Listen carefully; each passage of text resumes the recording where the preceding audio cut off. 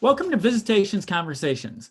The purpose of this program is to provide inspiration to people aspiring to go deeper into the world of comics and entertainment.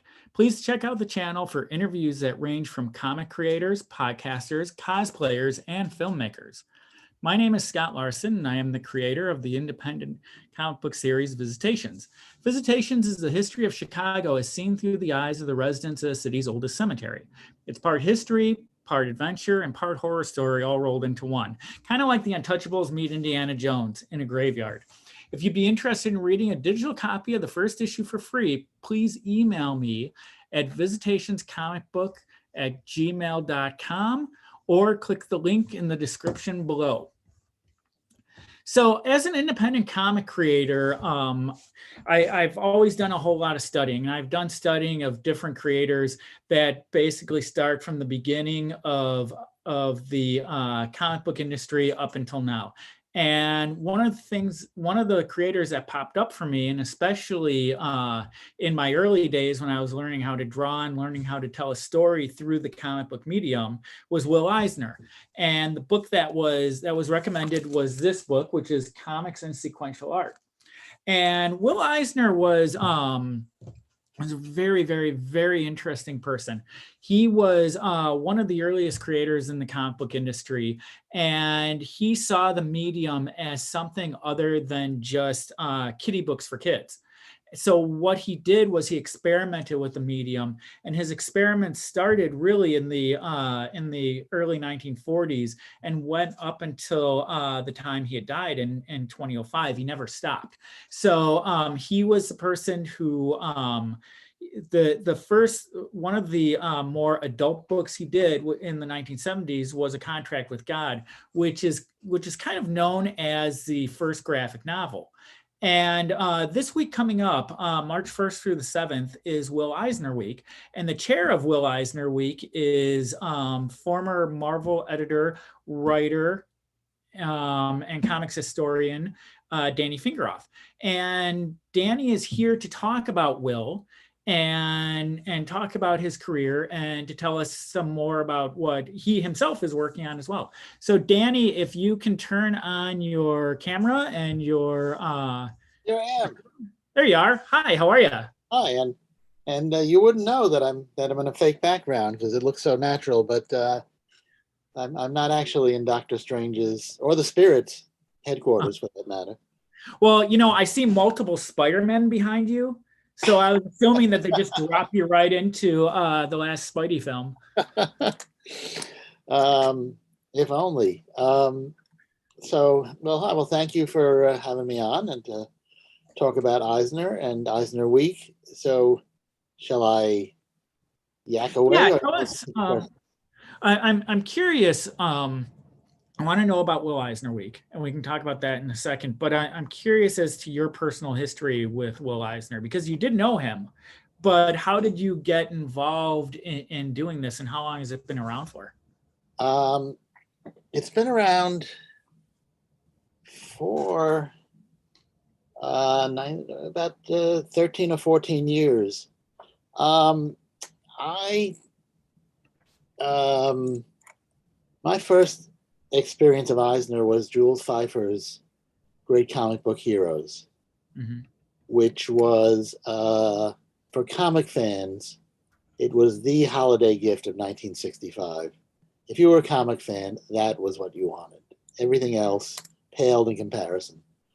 So I got that for Hanukkah 1965, and it had that great essay by Pfeiffer, and interspersed with that was, he, as part of the essay, he also had pages introducing the origins, of the Golden Age, Superman, Batman, Hawkman, and then the Spirit, which really no one of my generation had heard of. That was part of Pfeiffer's intent in writing that book, was to reintroduce the world to Will Eisner and the Spirit, because Pfeiffer had started his career as an assistant to Eisner on the Spirit and other, and then had done his own comics for Will, something called Clifford, which years later was actually made into a movie with Martin Short. Anyway, so I found out about the Spirit. Then Harvey Publishing put out some reprints of classic Spirit stuff, and they were like nothing I had ever seen.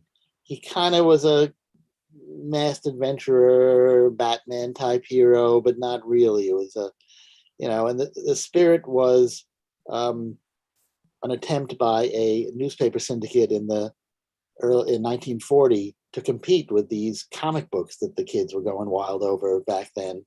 And this was to put an insert free comic book in Sunday newspapers, the way you would, until a few years ago, you'd see a TV guide section or an advertising insert. Anyway, so Eisner came up with the Spirit and a bunch of other characters that were backup stories. And it became known for its sophisticated approach to storytelling, to the way it utilized a different logo. And it came out weekly. So Eisner had put out a phenomenal amount of material.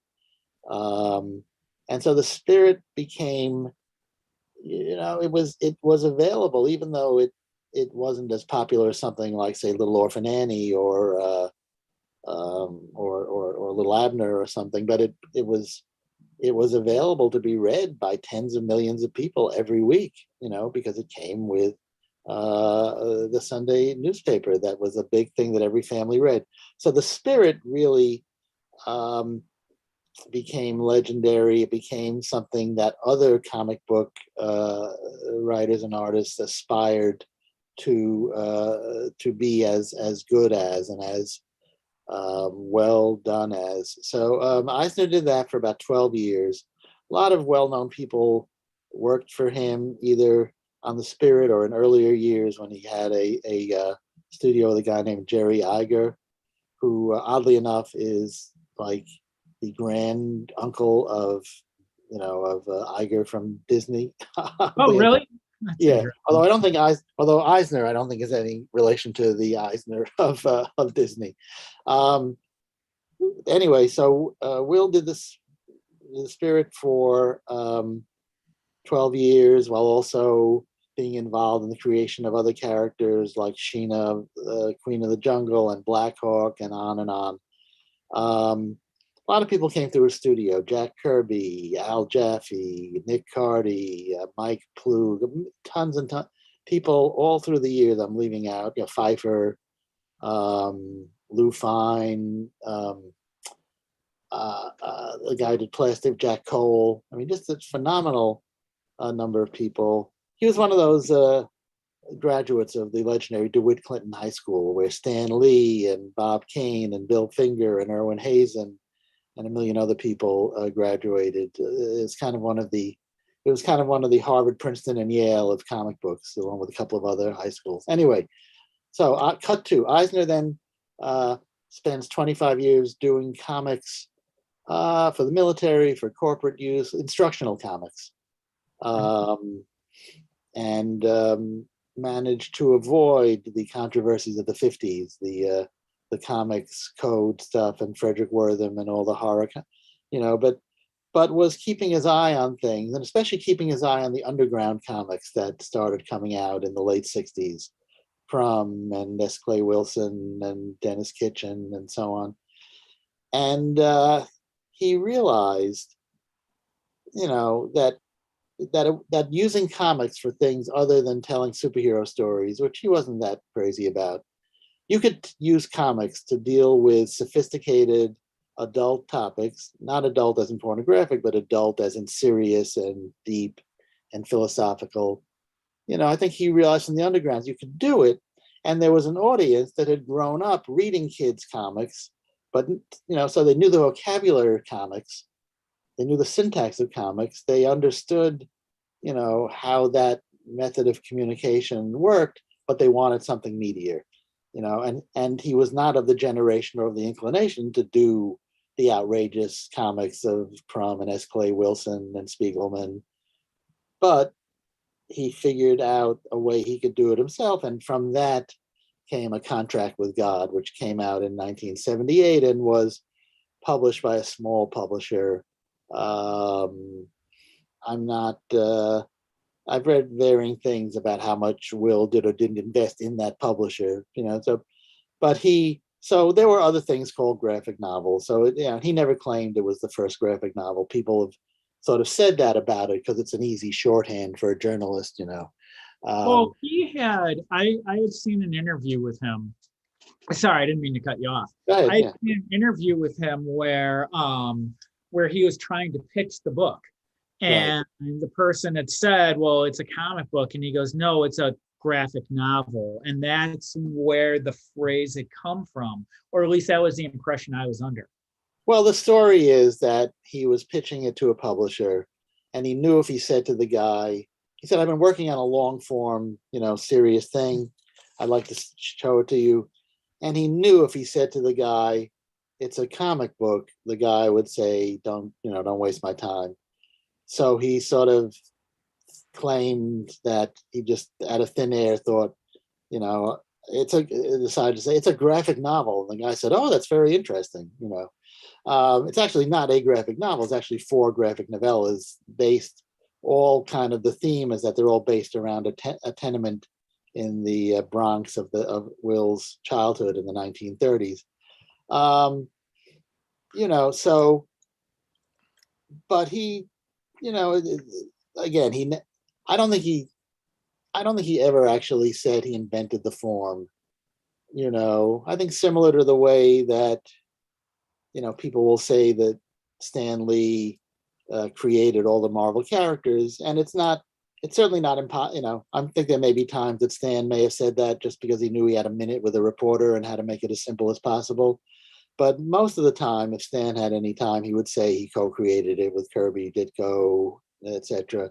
But so I think journalists, people who not very conversant in comics would just say, and he's known as the father of the graphic novel.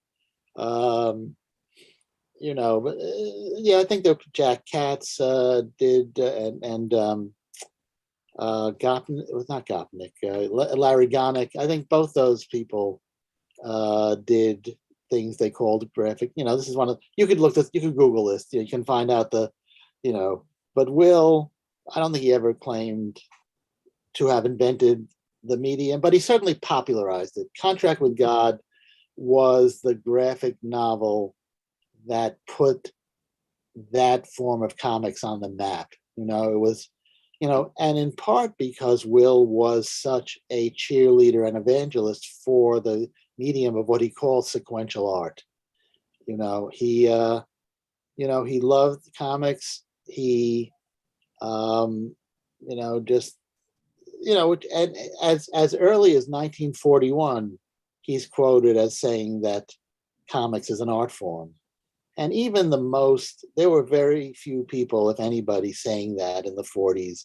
People looked at it as a craft, as juvenile, as kids' literature, as what, Eisner was one of the few people who, from the beginning, said this is an art form as legitimate as literature, or movies or theater. His father was a stage designer in the Yiddish theater. And actually in the Catholic theater, but but his father, his father was a stage designer. So, Eisner, kept at it. He didn't just do it as a novelty. He put out, between 1978 and literally the month that he died in 2005, he put out about 25 graphic novels, much of which. There was a science fiction one. He would dabble in other genres. He did humor stuff, but in the main, they were stories about Jewish American life in the 1930s through the present day. Mm-hmm. Up to and including the book he was working on literally in the hospital until he died, was something called The Plot. It was a refuting of the forgery that's the Protocols of the Elders of Zion, which was one of the most famous or infamous anti-Semitic documents ever invented. So he was an unstoppable creative machine who also understood business, which a lot of creative people don't, so that's why they become creative people, because they don't want to have to deal with harsh realities like making a living or, investing and all that other stuff. But Will got that and was good at both. And so he, look, you can't say, I think Maus would have happened. Art Spiegelman is another force of nature. Mhm. But Eisner certainly paved the way and helped create a space on bookstore shelves and then, for these long form, serious comic books, and so he, and was again tireless in his just going around the country to comic conventions, to teachers conventions, to librarians, to the point where the Eisner Awards were named after him. And while he was alive and able, you could literally get an Eisner Award from Will Eisner at the San Diego Con, So, so that anyway, so I certainly kept track of, Eisner, then Warren Publishing, and then Kitchen Sink Publishing would put out reprints of The Spirit, and then Kitchen Sink really did a lot of new material. They would serialize some of the graphic novels. All sorts of material. Eisner did interviews that have been collected into a book called Shop Talk. That's his interviews with other comics legends. And then his heirs, the people running his studio and the foundation that he and his wife Anne she only passed away about a year or two ago, and she was not a Roz Kirby type, although Roz Kirby was wonderful, but in other words, Roz Kirby was very much invested in being in helping Jack Kirby with his career and promotion and creativity. Anne Eisner was a little more hands off. I'm sure she was no doubt proud and loved Will and loved what he did, but she was not his helper, sidekick. Right. What word did you use? Gatekeeper.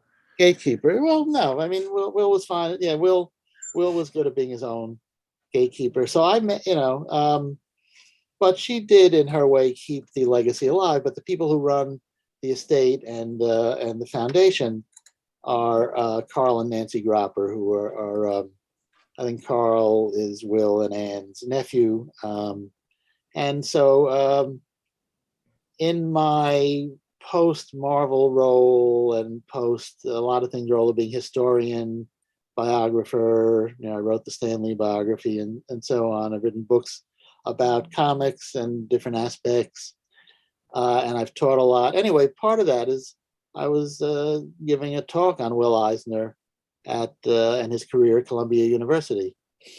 And I think, I guess Carl and Nancy heard about it. And shortly after that, they asked me to come be a consultant with the studio and the foundation, specifically running this thing called Will Eisner Week, which, aside from being alliterative, is an annual. Will was born on March 6th of 1917. So every year around his birthday, which is the first week in March, we encourage, and that's my euphemistic way of saying nagging and annoying people. And when I say we, I mean me, nagging and annoying people. Although, Carl and Nancy do it in a much more sophisticated, less naggy way than I. But I, and it doesn't really take a lot of nagging and cajoling to get people all over the world to do events celebrating sequential art and the graphic novel and Will Eisner. So there, at this point, we have around 100 events worldwide, including online, but a lot of them in person at comic book shops and bookstores and colleges and people's homes. That our request to people is, we hope you do some kind of event to just spread the word about comics and graphic novels. If you want to do something that specifically and literally talks about Will, great, but anything that's in that ballpark, and if you can find some way to thematically tie Will in, even better. So there are all sorts of events. We list some of them on the WillEisner.com website, and some of them are on the Facebook Will Eisner page. As we get closer to the week, we'll be listing more. But we do have on the Will Eisner YouTube channel. Obviously, we just got in under the wire in 2020. Literally, Will Eisner Week was days before the shutdown. So I remember the events I was at and doing, we were constantly like disinfecting, our hands. And so that was not such an issue. But for 2021, we gave people the option, if you feel comfortable doing something in person, but if you want to do something either online or have some of our assets, we put together some incredible interviews with comic creators, including Todd McFarlane and Jerry Kraft and Dan Schade. And I mean, I should have made like a dozen incredible people talking about Will Eisner, and you can go to the YouTube, just go to WillEisnerWeek.com, and then we're also this year. So there's many events again all over. I specifically am moderating an event that's coming through Ben Catcher's New York Comic Story Symposium. You can find that if you Google Ben Catcher and Will Eisner Week, and or I can send you a URL if you want to put it up. But that is me moderating, and it's the theme is Will Eisner as teacher, because that's another thing Will did. He taught for years at the School of Visual Art. A lot of people, comic professionals who studied with Will, Mike Carlin, Joey Cavalieri, Joe Quesada, tons and Keith Williams, tons and tons of people who went on to be professionals in comics.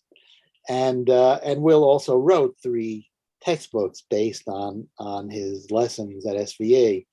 So I thought, we've over the years I've explored many different angles of Eisner's career and output, and I thought, well, it might be interesting to get some established comics professionals and have them sort of teach short lessons in some way or other, inspired by or based on Will's lessons. So I have Brian Bendis, who's Brian Bendis of Spider, Spider-Man. Ultimate Spider-Man and Avengers and a million other things. Emil Ferris of My Favorite Thing Is Monsters, Dean Haspiel of the Red Hook and the Fox, and again a dozen other things, and Jennifer Hayden, who's best known for her graphic novel The Story of My Tits. So those 4 people are preparing lessons. So that'll be Monday night at 7:00 Eastern time, and then it'll be available online as well. So we're going to add that because again, it's still, while we're hopefully at the tail end of the COVID, there's still ambivalence, as there should be, about people gathering in groups. So again, if you want to utilize our materials, and including the materials we have include what I sort of call half jokingly Will Eisner 101, so that if that's which is me blabbing away with visual aids about who and what Will Eisner was and what Will Eisner Week is.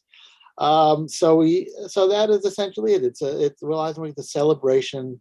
So I think your question was my relationship. So I knew Will.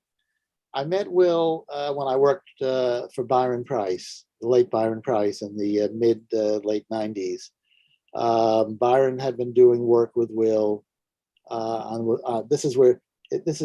Byron was a pioneer in the internet, and he was doing the Spirit screensaver with Will, and it was different like snippets of Spirit stories and very short interviews with Will, because it was the mid late 90s, so people couldn't, even on a DVD, or CD. There was a limit to how much you could put on. So I met Will, I believe, through Byron. And I remember sitting with Will at the Byron Press multimedia table at San Diego. And it's funny, right? You can take a famous person, right? Say, if Stan Lee would have walked through a convention, he'd have a whole entourage with him because he was Stan Lee walking through a comic book convention. But I'd seen Stan like at breakfast at the hotel next to the convention center the next morning, and he'd have a couple of people with him, but most people, would not bother him the same way they would, so the same with Will. Even though Will was really the star of the San Diego con, no one expected him to be sitting at the Byron Price multimedia booth. So I would kind of I remember standing on a chair feeling like an idiot going, "Meet Will Eisner," which was so goofy. Will was not a guy, unlike, I guess, unlike Stan, Will was not a guy who would say, "I think if I got an entourage, people would really know I was coming." But Will was very much a celebrity there. But I remember doing that, and obviously drawing a crowd. And then I maybe chatted with him on a bus ride. But the longest conversation I had with Will, and it was a terrific conversation, was for an official interview. I was doing a magazine about comics writing for Tomorrow's Publishing, people who do the Jack Kirby Collector and Alter Ego. I had a magazine called Right Now with a W. Very clever, huh? And Will was kind enough. Oh, and Will. Oh, I think Will gave me. That's right. Maybe around this period, Will, even though he was not a big superhero fan, gave me a blurb from my book Superman on the Couch: What Superheroes Really Tell Us About Ourselves and Our Society. And I did this long form interview with him for Right Now, and it was I enjoyed it. Obviously, I read a million Will Eisner interviews. I figured, if I can ask this guy one question that he's never been asked before, that would be a big win for.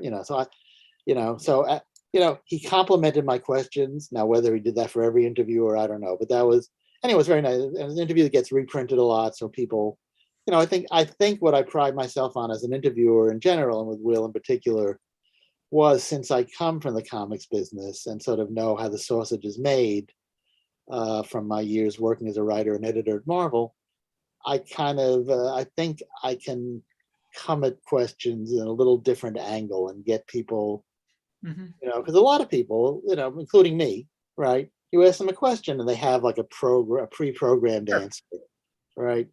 And that's fine, but it's nice to try to get people to think a little bit outside their usual comfort zone or familiarity zone.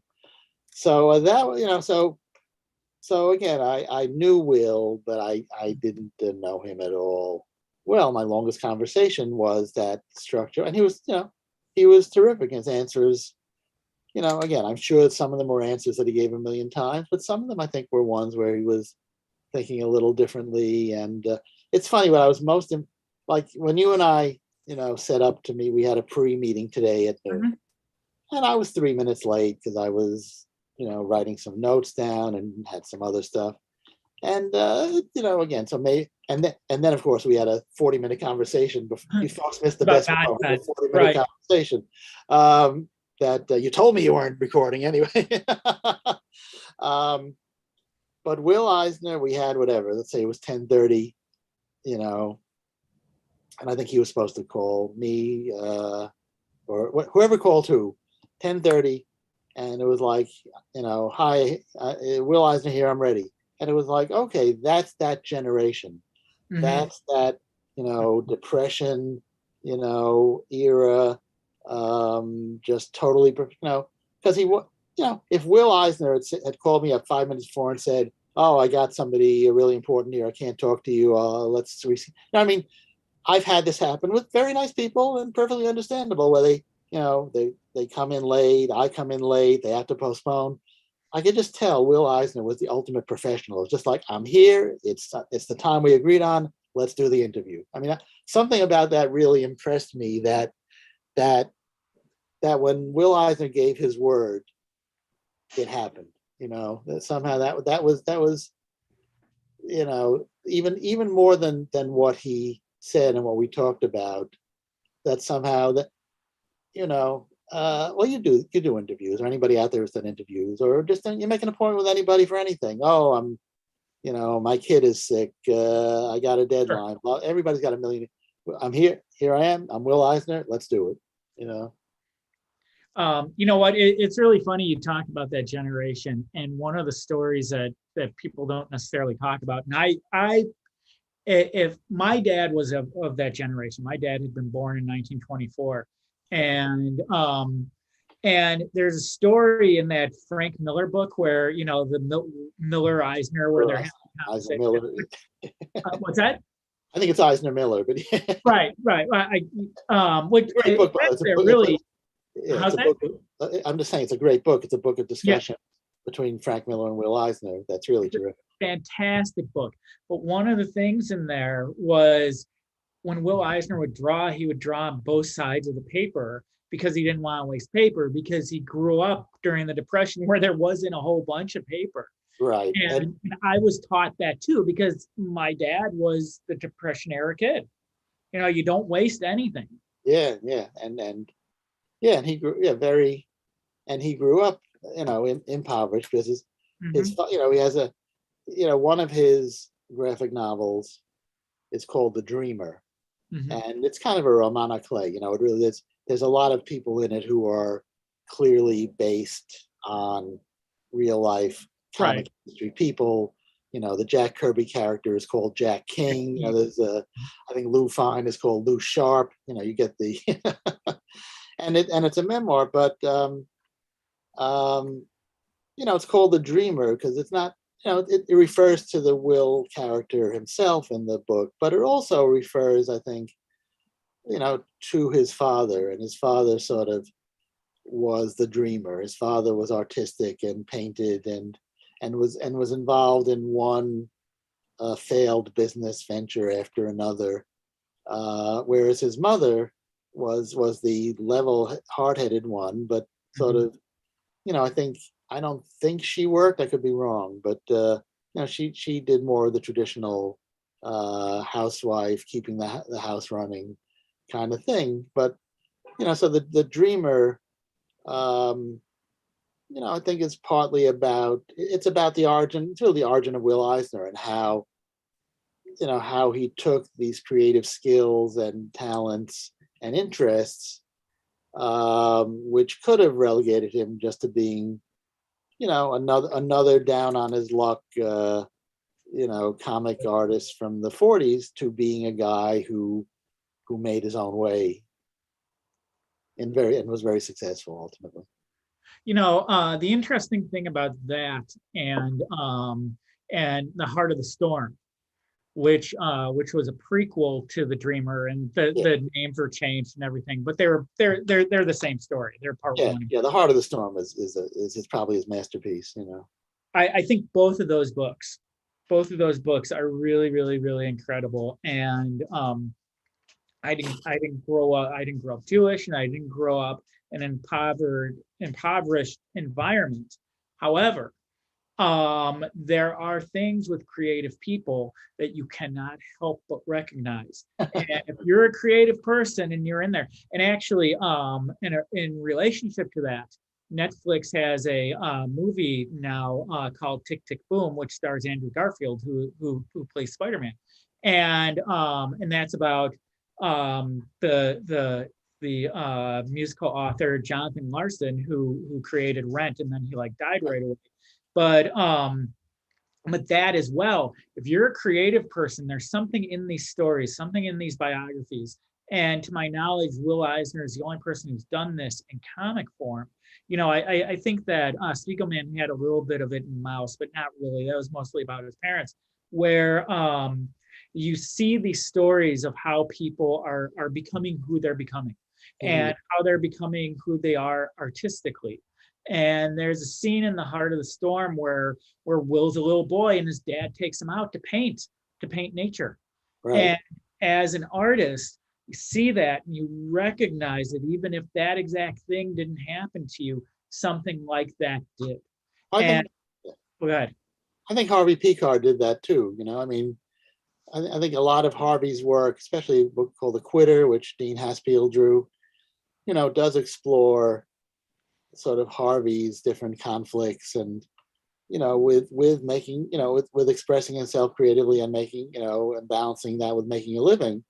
And ultimately, Harvey was able to sort of do both, but certainly that Harvey made that choice to have that civil service job as a file clerk when clearly he had this brilliant intellectual, analytic, and creative mind, but somewhere, and then and that's sort of been Harvey's topic all along, but especially in The Quitter, about why and how this brilliant, talented, not unambitious guy, or to put it less negatively, an ambitious guy ends up spending decades, as a government file clerk, because there's security in it, and because he doesn't have to put that kind of emotional investment in that maybe if he'd gotten a job at a publishing house or whatever, those creative, quote unquote, creative careers.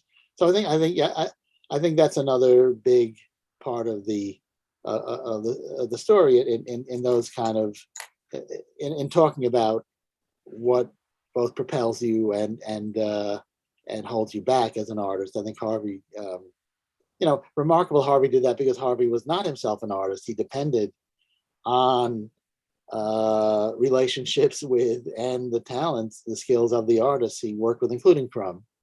Mm-hmm. Yeah. Well, that's really interesting. It's really interesting that you bring that aspect of the artist up, because with, you see it in Heart of the Storm with Will Eisner's father. Right. But to my knowledge, there wasn't a whole lot of that with Eisner himself, was there? In what sense? He started that studio and then he just kept the ball rolling. But he wasn't doing these. He did that. He had that job in a print shop, right? Right. He was doing some print stuff, but that was. I mean, he had a commercial job, but I mean, at very young. I mean, he was. Yeah. I mean, certainly by the time the Spirit came around, he was an established professional. That's why they asked him to do the Spirit, and that means at age 23 or 22, 22 or 23, he was a grizzled old veteran. Mm-hmm. Who the syndicate came to and said, "Listen, we know you're talented and creative, but we also know you can meet a deadline and supervise a studio." So that was, they came to him. So yeah, so these, this was, and so he'd been doing artwork, I'm sure, since he was a little kid, but he had been published in his high school newspaper and the yearbook at DeWitt Clinton, and stuff that. And then he had a strip called Harry Carey. I mean, there's a phenomenal body of work because it was the Depression, and it's interesting, right? There were,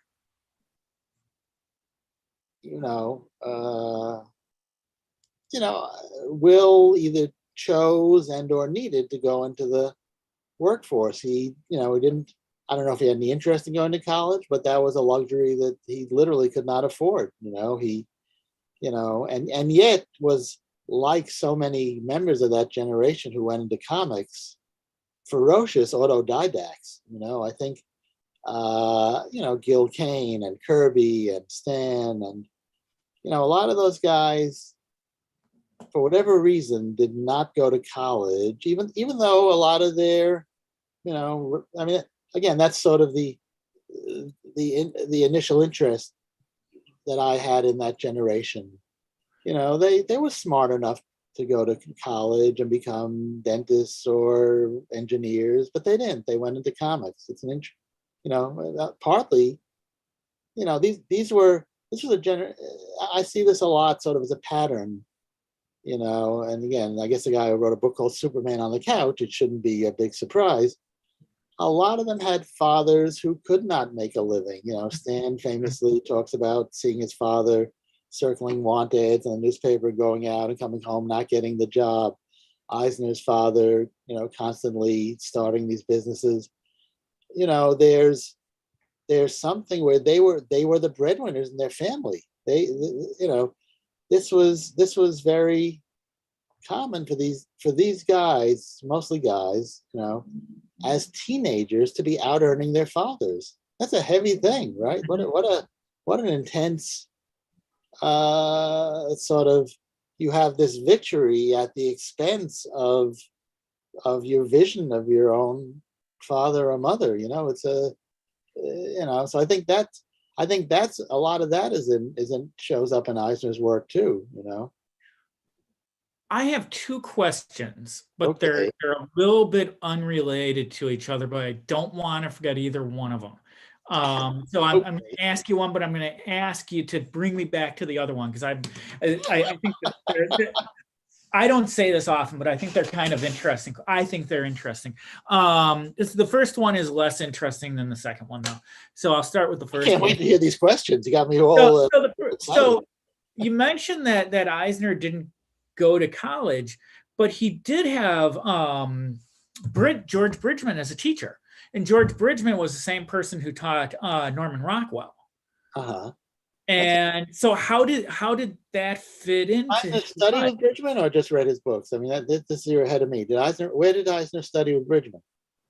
Eisner studied with Bridgman early on, before he started drawing. And I thought that he had some kind of art school background when he started doing things professionally, because Bridgman, I know that he studied with Bridgman. It's quite, I mean, and I can take a look at I've got, where is it? I'm looking down here because I've got his biography around here somewhere. It's fascinating for you people out there and yeah, I know. Oh, hey, hold on a minute. Let me find this book that should be on my shelf. And I know that who was the editor who wrote that? I don't know. The Bridgman Paul book? Levitt. The Paul Levitt book. Paul Levitt wrote the book. Will Eisner. Right. And graphic novel. Yeah. And I think that he mentioned that in there as well, but I had already known that when I had read it. Look at I certainly living in New York City. One of the benefits of that is that, I mean, I know certainly that Erwin Hazen, who's famous for Dondi and Green Lantern and Wonder Woman, Erwin's mother sent him, for art lessons at a fairly well-known school. So, and I think also was it the School of the Art Students League where Eisner studied with Bridgman? I think so, yeah. The Art Students League, ringing a bell. The Art Students League was kind of a drop-in a good way place. I mean, they had these ongoing classes, so you didn't, as far as I know, you wouldn't get a degree from the Art Students League, but you could take courses. So yeah, now that you say that, because I do know that Will, remember he tells a cute story about his mother being scandalized because he brought home drawings he did of nude female models. Mm-hmm. So yeah, that sounds more familiar. So yeah, so probably Will, while he was in high school, probably also at night or on weekends took courses at places. So yeah, he wasn't, so I guess in that sense he wasn't totally self-taught. Right. But I think the idea that, okay, I'm done with high school and now I'm going to take 4 years, or, or 6 years or 8 years to go to college and learn a profession, a more traditional profession than art, didn't seem to be on the table for him, because he had to make a living. The details, if I knew those details, obviously, it makes me want to go back and reread. But I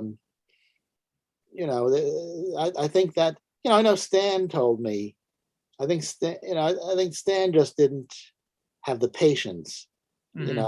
I mean, I think Stan had enough well-to-do relatives that if he'd wanted to go to college, probably he could have. But, while he liked learning, he didn't enjoy sitting in a classroom.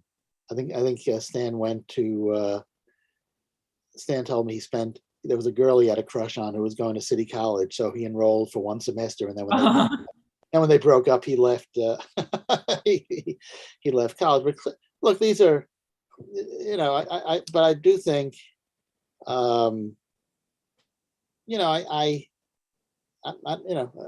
so yeah, so I think Will did take, now you say it, yes, it makes sense that he took art lessons, and you're right. I got to go back and reread those those biographies. But it was not as a full-time thing, and Sure. it was, I'm sure it was either while he was in high school or while he was already working professionally. Obviously everybody can learn from a master like Bridgman. So Mhm. anyway, and your other question that's The somewhat other related. question, and I hope you'll find it as interesting as, and it popped into my head while you were talking. So, you have somebody like Jack Kirby, Right. and Jack Kirby, when he was a little boy, was like drawing on the walls in the apartment building he lived in, and he was getting his mom, he was getting his mother in trouble for it and stuff like that. And he had this fertile imagination, we'll call it, and he was imagining all kinds of other things. With Eisner, what was his imagination like? I mean, I think that he's certainly a visionary, and the fact that his last project was the plot, and it covers things that we're dealing with now, almost 20 years later. I think that's very, very, very interesting, and I think there is an idea about the craft of comic books that he saw that other people didn't see. But you have someone like Kirby who has this imagination where he's like out there. And you had mentioned Email Ferris a little bit ago, and she's in my area. I have not spoken to her, but I know that the stuff I'm working with, and the stuff she's working with, they're dealing with the same environment to a certain degree. So Yeah. the same things are popping up in both. I, But when you I mentioned, was literally just talking to her about that yesterday. So, were you yeah. about her environment or about Yeah. Yeah. stuff? About, well, because I think you guys, it seems in Chicago, just had a big blizzard. Not for Chicago. Well, We've done worse than that. Last year the snow was like up to here. It yeah. just went on and on and on. Here the snow is melting and then coming back and then melting and then coming back. But anyway. Okay. So So, I'm sorry. So the question, yeah. oh, but when you mentioned her name, the first thought that ran through my head was, God, she's so far beyond me. Her stuff is so fantastic. And as artists, you tend to do that. But with you have these two people who were born around the same time. And Literally the same year. Eisner and okay. Kirby I both born wasn't in I 17. wasn't sure if that was right, and I didn't want to come out and Well, say it. it's But well, finish the question, but yeah, so, literally they. so Kirby has this gigantic imagination, and whereas you have someone like Eisner, who's definitely a visionary and who's looking at things, but I don't know anything about his imagination.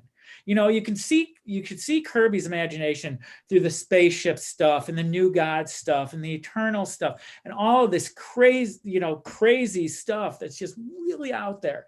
But then you've got Eisner, who you look at his stuff and it's amazing. And I'm an Eisner fan. I'm more of an Eisner fan than a Jack Kirby fan. And Eisner inspires me in so many different ways, but yet I never thought to ask about his imagination. What could it have been like? Because all I can see is like the structured, like maybe make it like this, maybe like it like that. Whereas there wasn't, he called, that book was called The Dreamer, and it's my favorite work of Eisner's.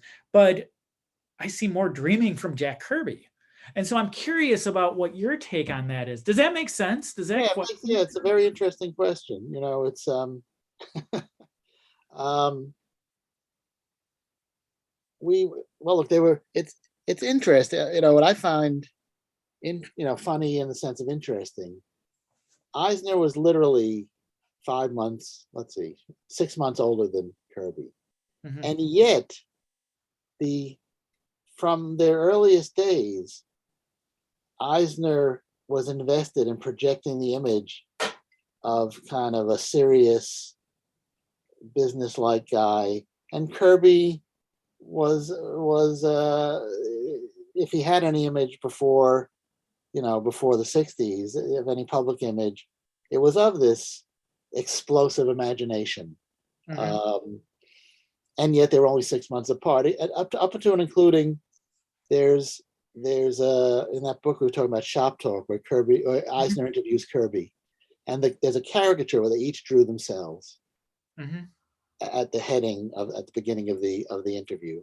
I think it's in the book as well as in the original magazine version. But anyway, Eisner draws himself as an older, established guy, and Uh-huh. Kirby draws himself looking like a 23-year-old. Even though at the time he was, in his 50s or 60s. And Eisner, I remember thinking when Steranko did that interview with Eisner in his history of comics, Steranko History of Comics, is one of the first lengthy interviews with Will. And again, Will is, I read it when I was a teenager, so everything's relative. But Will was the grand old man of comics, and he was like maybe 55, in that interview. So, but so I think Eisner is very much a product, of. And it's funny, I'm doing another event I'm doing will be on the 7th through Michael Dooley's class in Los Angeles. That's available online if you register for it. I forget the name. It's got the word design in the title, but it's a comparison of Eisner and Orson Welles, and because Eisner is often called the Orson Welles of comics, and Welles was a comics fan. He may have been an Eisner fan.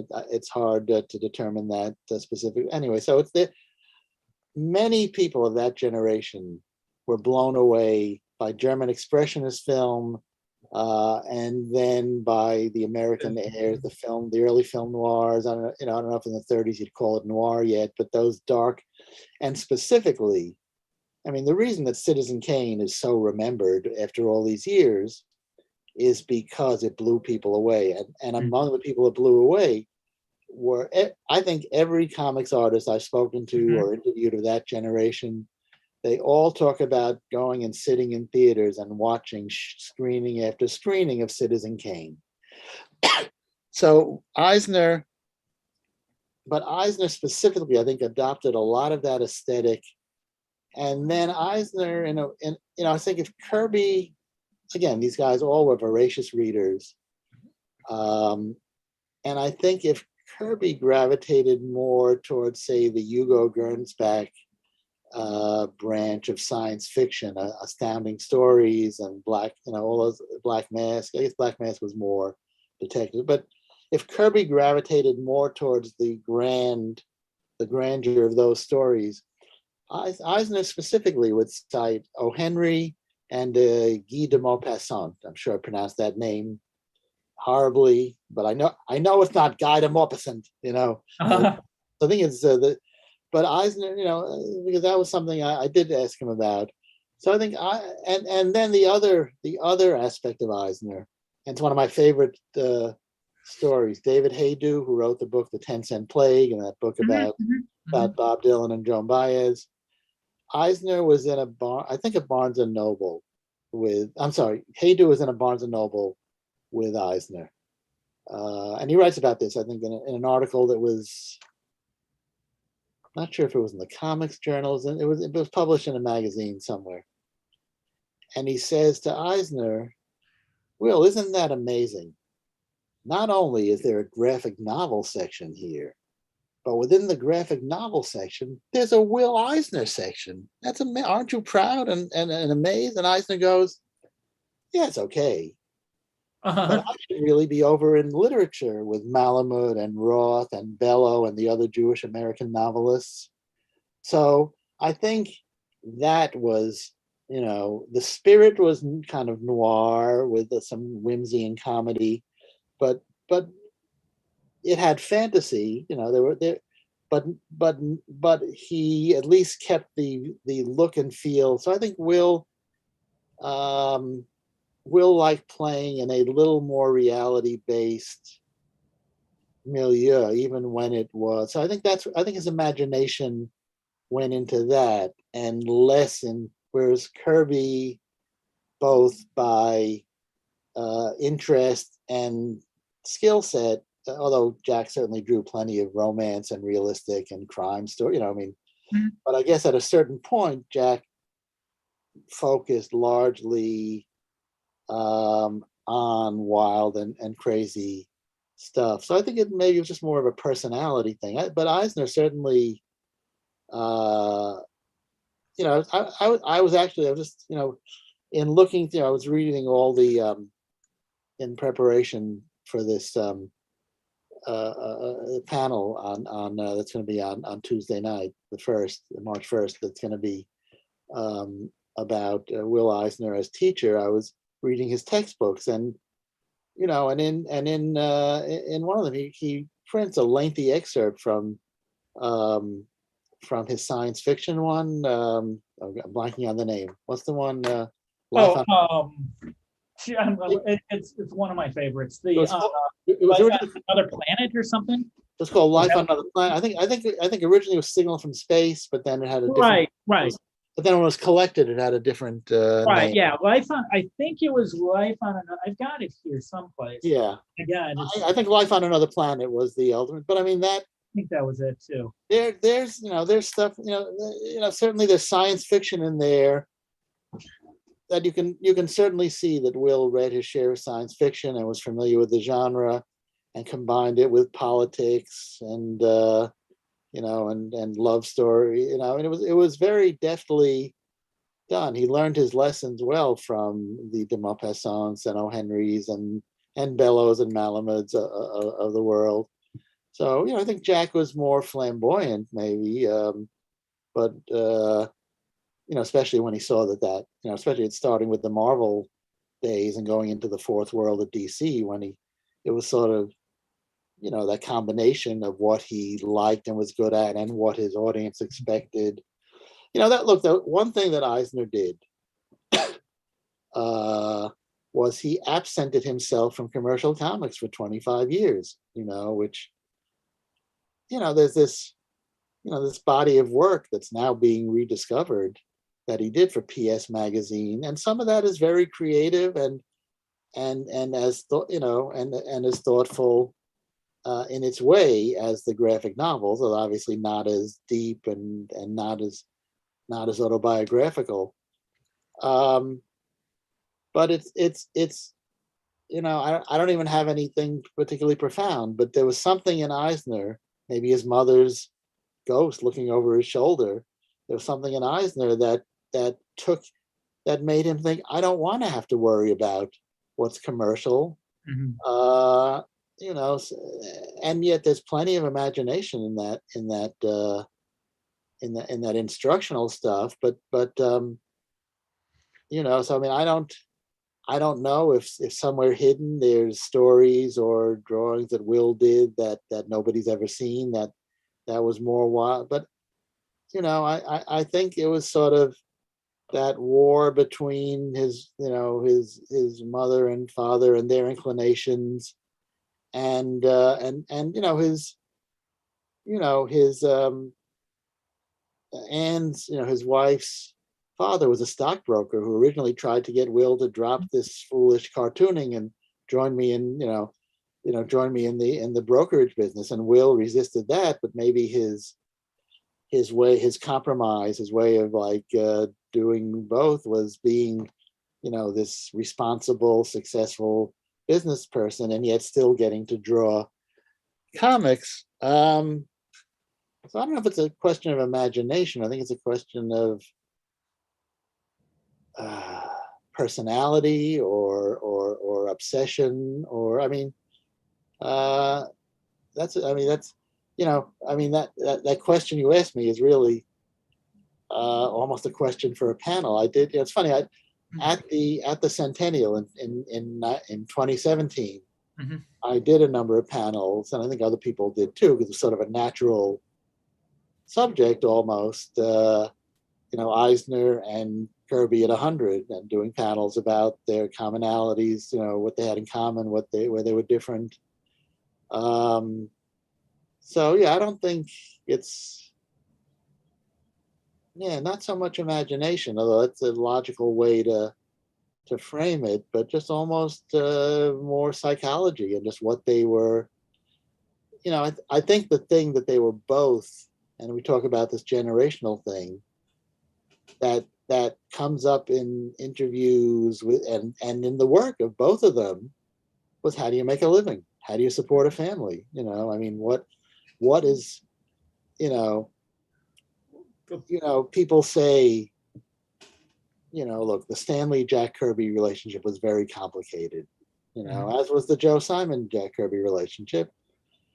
And you say, well, why did Jack stay in them? If these guys, for all that they admired him and loved him, also, may have been abusive of his skills, especially Stan gets that accusation. Why did Jack stay? Well, I mean, maybe it's the same reason that Will spent all those years doing the military and corporate stuff, because their priority was that people were depending on them bringing in steady income, and they each responded to that. So for Will, maybe it meant working on stuff that maybe he wasn't thrilled about, but that he got paid nicely for. For Kirby, it meant staying in a partnership with a guy who he didn't especially like, and yet together they found a way to make money and create these iconic characters. So it's, I think it's like I said, almost, a personality. It's and that neither of them were the kind of guys who were going to say, I'm going out and doing my own thing, my family will be fine. They both had this intense sense of responsibility that led that fed how they took these skills that they were born with and utilized them. I mean, it's kind of fascinating. I hope it's fascinating to some of the people watching, that it's not just me blabbing away, but their difference. It's an interesting contrast, especially, of course, it just could be a Brooklyn Bronx thing. Jack was from Brooklyn and Eisner was from the Bronx, so it could be a cultural thing. Well, one of the things that popped in my head, and you mentioned it, is, how do you make a living at this? And that's the question for every single artist, Right. no matter what era they're living in. You could be living in the 1500s. We went to the Art Museum, the Art Institute of Chicago, my wife and I, just this past weekend. It was the first time we've been there since the pandemic hit. And I was looking at all these paintings from the 1500s, and the knowledge that I have of art history was the same thing. How are these people going to make a living? They have to find somebody who's going to give them money. And at what point do you stay true to what you want to do, and work within that area? And at what point do you abandon it? If Will Eisner was really looking for security, he probably would have taken that job with Anne's father, Right. because Exactly. that was there. Yeah. And that kind of stuff is dangled in front of artists all the time, and sometimes people will take it and sometimes they won't. I think that with the question of imagination and listening to what you were saying, there's certainly stuff that Will Eisner pioneered. And what I'm about to say, I don't want it to take away from that, because it's like I said, I'm more of a Eisner fan than a Jack Kirby fan. But I think that in many, many ways, Eisner was a reporter. He was reporting on what was happening, and even up to his last project. It was almost like, there was a thought about it, but it was almost like a reporting. He was of this world, and he was putting down what he saw, and a lot of the different prejudices that he experienced or that he saw, whether it was because he was Jewish or whether it was because of some other reason. He saw it and he reported it and he reported it and he reported it. With someone like Jack Kirby, he was not on this planet. He was someplace else, and that's reflected in his work. I don't know if you saw the Eternals, the movie. I did. And I'm not going to ask. I'm not going to state my opinion or ask you yours. But one of the things about that film is the sheer scope and idea of it is almost breathtaking. And that's not saying that the film itself is, but the idea and where that came from is just like, holy crap, what is that? And I don't think that's something that Will Eisner would have reported on because he didn't see it. It wasn't a part of his life. Uh, seems like a valid observation. So much of it is commercial. I think Kirby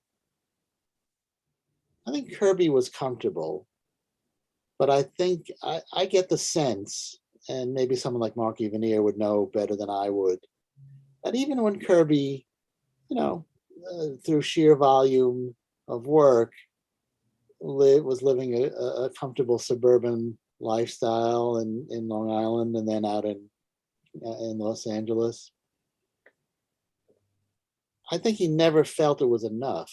So I don't know how much money Jack did or didn't have. Whereas Will, so I think there was still always the sense from Kirby that whatever he did had to have some commercial application. Mm-hmm. So that when he came back, say when Marvel, if you know your comics history, which I'm assuming many of people watching do, but Kirby left Marvel, went to DC, did this thing called the Fourth World, which was this sprawling, interconnected series of superhero / science fiction comics. Wasn't satisfied with how he was treated there, so came back to Marvel, and then did another kind of sprawling. Among the things he did was a sprawling science fiction tableau that was called The Eternals, that he had pretty much free reign on. You could see that sometimes he was forced to put in a Hulk-like character, but still, I have to feel that somewhere in Jack's calculation was, okay, I can do what I want, but what I'm known for is these over-the-top science fiction things. At the same time, right in that same era, Jack was also doing and was trying, at DC did something in the Days of the Mob, a thing about like the Al Capone gangs. He did a 3-page, mini biography of Jack Ruby for Esquire that he did not write. That's a whole, because of my interest in Jack Ruby, I went down some of that rabbit hole, and Jack, by his own admission, did not write it. He was somebody at Esquire wrote that. But I mean, so he did like another thing. I think Tomorrow's just put out. He did modern romances. I think he wanted to do a comic about divorces, and then another romance comic about African Americans in love. So his interest ranged all over. But when it came time, I hear the sirens that we were talking about. Mm-hmm. But when it came time to do something for Marvel or for DC, he really thought, okay, the most commercial thing I can do is the Eternals or the. So I think so I don't, whereas Eisner seemed to be, Eisner had some traumatic life events happen, specifically the early death of his daughter, mm-hmm. which is kind of what the story contract with God is. Right. He later, Eisner would not talk about this with anybody outside his family and friends, but certainly several years before he died, he confided in the world that the story about this observant Jew whose daughter dies, and he has an issue with theology and with God and with life in general, was a reflection of his anger over his daughter's death at age 16. So I think Eisner was able to, and Eisner had done well with the commercial, with the instructional comics business. Mm-hmm. So he felt himself that he could do literally what he wanted.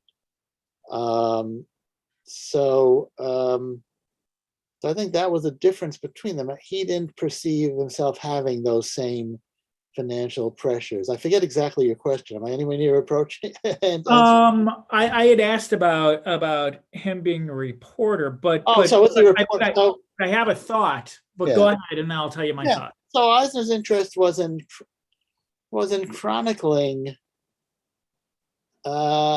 his own family's life and his wife's family's life, and I think that was his interest. I mean, I think I think he wanted them to sell. Everybody wants people to read their stuff. But I think he felt that he could explore his own obsessions and creative impulses. So when you say he's a reporter, I mean, maybe more of a memoirist.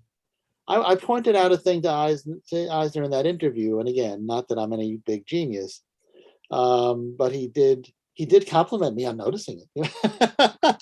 Was that the Spirit was known for its offbeat design, and one might almost say Kirby-esque, but really more Wellesian or German expressionist. Up high angles, low angles, shot through a wine glass, all that different stuff. Very cinematic. Hmm. What I had observed, and again, I'm certainly not the only or the first, the graphic novels, not exclusively, and they did a lot of other things, but one thing they did seem to do was to treat it like a stage play, like his father's stage work, Hmm. almost as if he placed the camera eye, the cartoonist eye, in like the eighth row in the orchestra, looking straight on. And even as I say that, I know there's a million exceptions, and he did all sorts of experimentation with panel borders and page design. But the overall feeling was, here's a guy less concerned with impressing you with the cool angle and who wants to tell the story. So, I mean, maybe that reporting, quote unquote, thing that you noticed is sort of a function of that, or somehow connects to that. Yeah, it's this is unrelated, but it feels, and I don't want to talk too much about Jack Kirby, but I'm reading a biography of President Biden, and they're talking about him in the 60s, in 1968. And he is of that generation that was basically in between, like, Will Eisner's generation, and then, like, the baby boomer generation. Right. He falls in a whole different generation.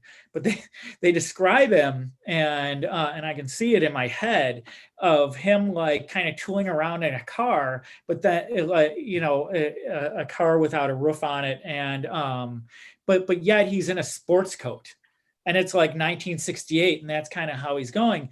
And I think that he was kind of a very straight-laced kind of a guy in the 60s, when everything else was, like, kind of going to hell, for lack of a better way to put it. And people who were just a little bit younger, like a couple of years younger than him, but he fell within a different generation. And I kind of see Eisner in that same way, and especially after you mentioned the caricatures that he and Kirby had drawn of themselves, where he was like the buttoned up guy. He was almost he was the business guy.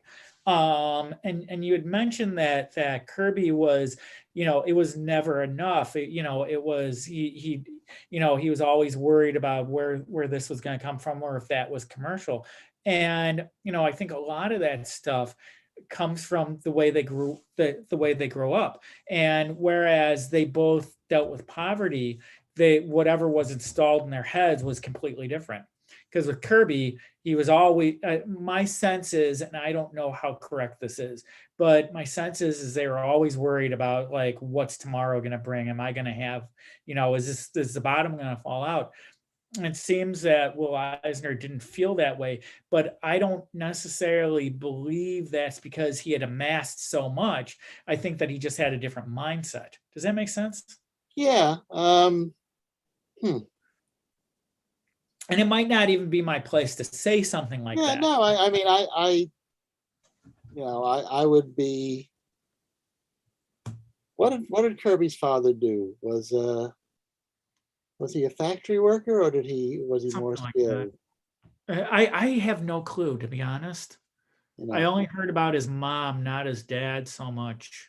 yeah. I mean, because I think, yeah, I think money and was as big an issue for both families. I mean, a lot of this goes down to individual personalities, Sure. one of my favorite Jack Kirby quotes, which I've never been able to locate. I read it like 40 years ago, and I have looked through every, you know, um, and if you know where it is, please tell me, because but it goes something like, you don't want to know what your father has to do to put bread on the table. You just want to know that the bread is going to be there. Hmm. You That's know? not, that's ringing a bell too. Yeah, and I'm sure he said variants on it, but that specific quote I've never been able to. And I don't know if I ever heard a quote like that from Eisner. You know, um, Right. so again, it may just play to just differences in how people's brain chemistry Right. is arranged. But Kirby, and again, it's in the Dreamer, and it's so it's a little exaggerated, but there's a famous story because it's in the Dreamer, but also good Eisner would talk about it. When Kirby was on staff for Eisner, which is interesting because again, they're the exact same age, and yet Hmm. Eisner had a business where Jack Kirby was briefly working for Eisner. There, there was a The mobster. mobster comes Yeah. in. I think it's a garbage disposal or towel. It was towels. And in the book, it was towels. Who knows what it was? Yeah, whatever it was. I guess maybe in It's in those days. Paul Levitt's book too, but I Yeah, don't yeah. remember. I guess I guess maybe before paper towels, some kind Mhm. of towel service. And one day, this guy clearly mob connected, or comes in and tries to strong arm Eisner and maybe Iger too into using that service, with the implication being that things could get ugly if they didn't buy or whatever, rent their towels or get this towel service. And out of the next room, Jack Kirby, who was drawn as being like 2 feet short, but Kirby, who was, I guess, I met Jack a couple of times. I guess he was somewhat shortish. Anyway, Jack comes in and basically, you know, screams at and threatens the mobster and tells him to never come back, and is so effective that supposedly the mob guy never came back. So that's certainly a difference in worldview between the two of them. I think that was the difference in the neighborhoods they were from. That well, but of course Eisner tells that story, about how kids, the story with his brother, it's Into the Heart of the Storm. Eisner's brother's name is Julian, Right. and so these tough Irish Right. kids, harass them. And then when they hear that his name is Julian, which sort of sounds like it has the word Jew in it, Right. make fun of them, and it's all they can do to escape with their lives. And Eisner says to his brother, "From now on, your name is Pete." And that was his brother's name. So I mean, Right. so I've always, look, Kirby. It is, if you read, there's a book called Jew Gangster that Joe Kubert did. And Hmm. the title comes from that Kubert grew up in a tough Brooklyn neighborhood, and his father said to him, you have a choice to make. You can either study and go to school and stay on the straight and narrow, or you can wind up a Jew gangster like those bums on the corner. Hmm. So I think, there are some conflicts, and I grew up in New York, although in a somewhat, in a neighborhood that was sort of part fancy Upper East Side and part like Spanish Harlem, tough, scary, right? So it was like it was again. I'm not claiming I grew up like Eisner or Right. Kirby, but I guess, I'd say I suppose that Jack could have spent his life avoiding conflict and walking 2 blocks, away, or taking a different route to school, or not going out, after dark, whatever. So Kirby certainly wanted or needed to engage the world in a more confrontational way. Was than- Kirby from than- Brooklyn? Kirby was born on the Lower East Side, and then at a certain point they moved to Brooklyn. Yeah. Okay. Whereas Eisner, and then Eisner, I think, was born in Brooklyn, but mostly lived in the Bronx. Right. Yeah. And that could be the difference too, because I know I just finished a biography about young Al Capone, and he was in Brooklyn, and they're describing this, and it's around the turn of the century, where Frank Nitti, who you probably know from the Untouchables TV show, he was an older boy, but there was all the Italian gangs in Brooklyn, and they went and they fought with the Irish gangs, and they grew up on Navy Street, and so they were like banging a drum saying, "We're the boys from Navy Street," and they're gonna go and like beat up all the Irish guys. And I think that the Italians probably had a lot of that Brooklyn area, and whereas the Bronx, I don't know what the ethnic backgrounds were there, with the exception. It was your basic Godfather, Jews, Italians, Irish, and then, and then with some African American and some Hispanic as years went on. But obviously everybody makes a choice. But Sure. I know what you mean. So Kirby might have, certainly in the Lower East Side days, which I think are the ones he writes about in Street Code, that short story that you see. I think that's from his. But I mean, I think it's very hard to know how you would react, or how your parents would react. If you're in a certain neighborhood. I mean, that obviously still exists today. I mean, it is, and I've been working on various Jack Ruby related projects. Ruby was the guy who, of course, famously killed Lee Harvey Oswald on television.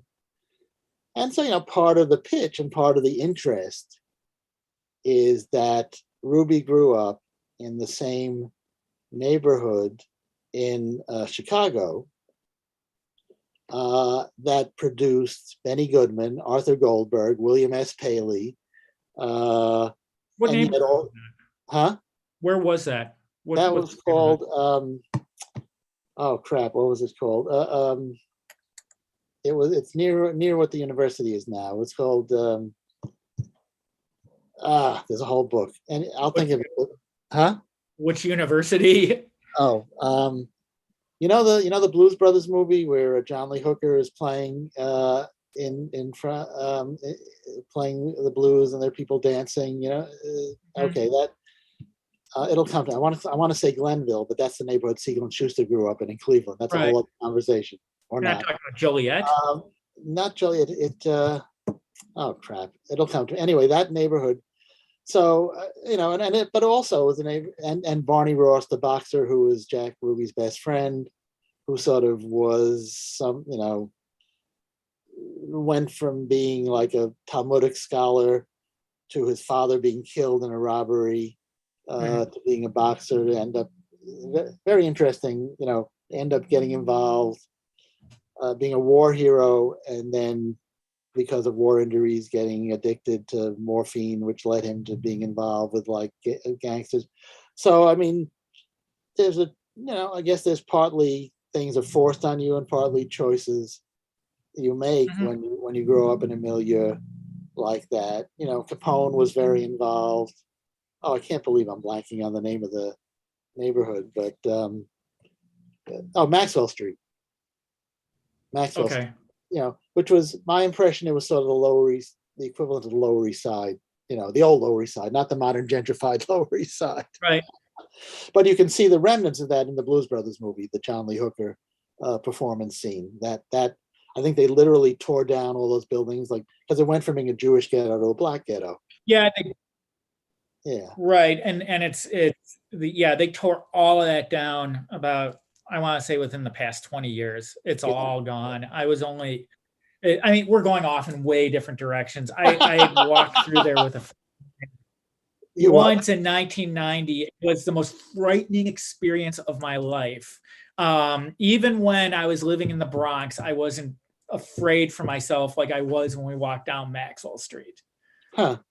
It was a very, very spooky area, but that was a long time. That was 30 years ago now. So look, I mean, like I said, I don't, you know, I don't pretend that I would make a better choice or a different choice, but clearly the idea that Jack Ruby and a lot of other gangsters, if Ruby was a gangster, we don't know for sure, but probably, but Jack Ruby and Arthur Goldberg grew up in the same, 2-block, 3-block radius, indicate, so, yeah, so it's, I mean, look, it's the same generation and not unlike, Kirby and Eisner and Kubert and the choices that people make, I mean, that's sort of one of the one of the untold or less told stories that, that I hope somebody tells, is just what was the relationship between the comics industry and the mob, because I think there was more than people like to think about or talk about, certainly on the distribution end, but probably Now, huh? even now. Yeah. But it's interesting. Well, we should probably wrap up here. Okay, so Will Eisner, I kept you on here for like 2 hours, so and it's so hard to get me to talk. You can see that that's a real problem. And your questions are great, by the way. So, as Will Eisner said to me, your questions are terrific. Oh, thank you very much. So I'm going to end the broadcast. Hold on, and I will say goodbye to you privately. But thank you very much for. Oh, is there anything else you want to promote while you're here? Just the Will Eisner week. I have some other stuff going on that, as we like to say, I can't talk about yet, but it could be exciting. As always, my book, A Marvelous Life: The Amazing Story of Stan Lee, is still available. I did the audio book, so if you liked hearing me talk here, imagine 14 hours of this. And I listened to it for 14 hours, by the way. I appreciate that. And I'm actually I'm going back to record, so I imagine it'll be out soon. I'm doing audio versions of Disguised as Clark Kent and Superman on the Couch. So those should be out soon. But Will Eisner Week, just check WillEisner.com, Google WillEisner.com. The Will Eisner YouTube site has just some terrific videos of people talking about Eisner-related topics. And the Eisner events that I'm specifically doing myself are the one coming up at Ben Catcher's New York story. What is it? Ben Catcher's New York. Look up Ben Catcher's New York, Will Eisner. And again, I'm doing it with Brian Michael Bendis, Emil Ferris, Dean Haspiel, and Jennifer Hayden. So it should be an incredible panel. And then I'm also doing me and Ari Kaplan, who you may know as a historian and writer and bon vivant, are doing with Michael Dooley something on the 7th from Michael Dooley's design class at a college in Los Angeles. But again, this will be recorded and all available. But go to the WillEisner.com site and the Will Eisner Facebook page. And really, if you should be inspired, anybody out there, even for this year, to do your own Will Eisner Week event, just please let me know, or let us know on the Will Eisner page, and certainly for next year's Will Eisner Week. And if you want to do anything relating to Eisner, I mean, Will Eisner Week is sort of a convenient, and by the way, it's Will Eisner Week, but people have done stuff as far as into April, so we're not that doctrinaire. But if you want to do anything about Will any time of the year, we applaud it, and just please let us know, and we can help publicize it and so on. So anyway, that's the end of my plugs. Great. And so thanks for watching. Anybody who Thank you. Thanks so much. Thanks for having me.